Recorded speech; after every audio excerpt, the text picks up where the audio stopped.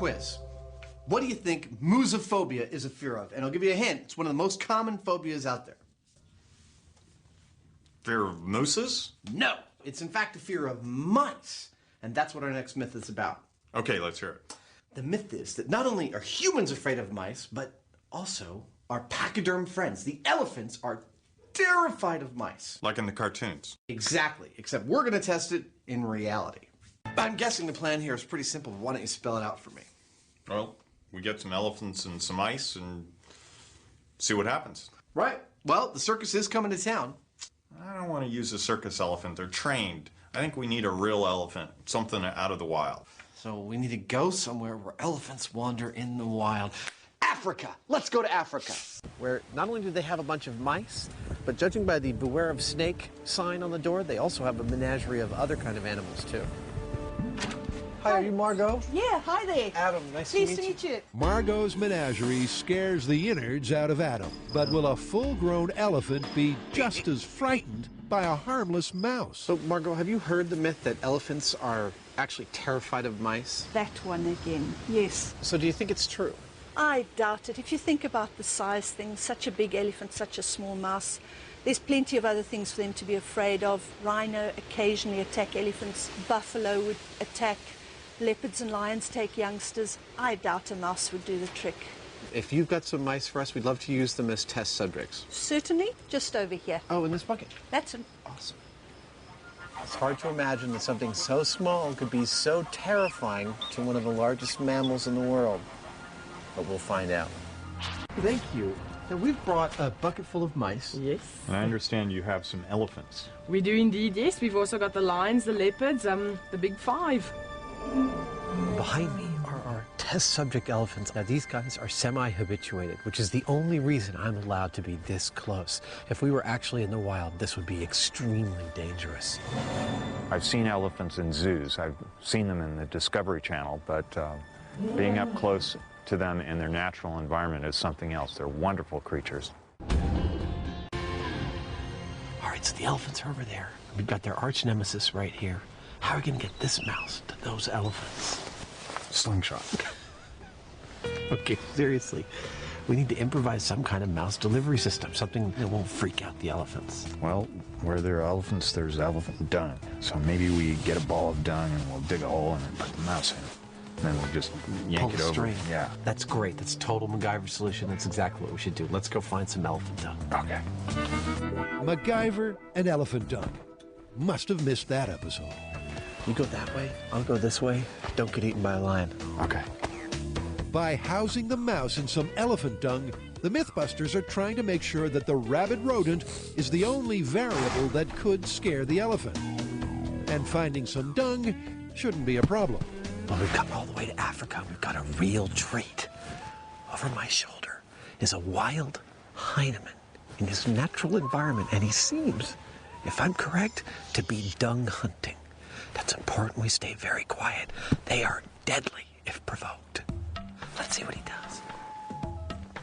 Oh, he's gone into hiding. Hey, Adam. Got some. So that's the dung, which leaves Adam to work on the mouse delivery system. You take your piece of elephant dung, and you take your mouse. This is a stand-in mouse. The real one will be later. Put him in the hole, cover him with the cardboard. Lay it out, you think elephants are going to come on by. And wait in the distance with your monofilament. When the elephant gets near, boop, you expose the mouse and all hell breaks loose. We've chosen this area because it's open enough that we can see what's going on. And we know there's some food over in that direction, and we're hoping that the elephants will come through here on their way to the food, and at the right moment, we'll roll over the ball of dung, release the mouse, and see what happens. Hey, Adam, are you done yet? I'm all set, ready to go. For me, I see this the same way I would see a person looking at a fly on the ground. It's going to be so small that you may not even notice it. I don't see any reason why an elephant would be afraid of a mouse. Honestly, I don't think much is going to happen. I don't have high hopes for this myth. With the sensible money on the no reaction theory, it's go time. The elephants innocently approach the dung of doom in what must be the most easy to anticipate outcome in Mythbusters history. But then, as crazy as it seems, the elephant backs away. The Mythbusters, like me, are flabbergasted.